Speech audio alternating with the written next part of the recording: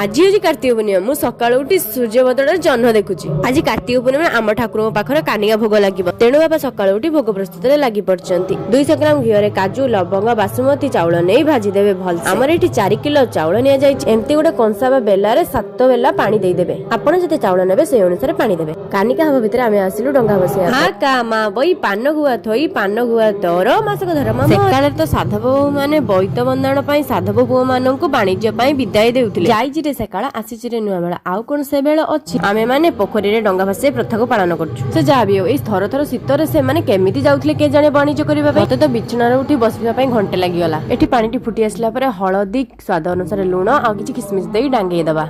एहा को किछि समय पई सिजिबा पई छाडी दबा जेमिति चावल गुडी को पूरा न खोलिबो। हां एथिरे जेमिति पूरा प्योर गुआ घियो देबे। मंदिर को आसिली जुआर होबा पई या भितर आम गां झियो माने मिसे आमे केते सुंदर मुर्ज पकई छंतो केते सुंदर कानिका प्रस्तुत होई सरछि भोग लगबा पई।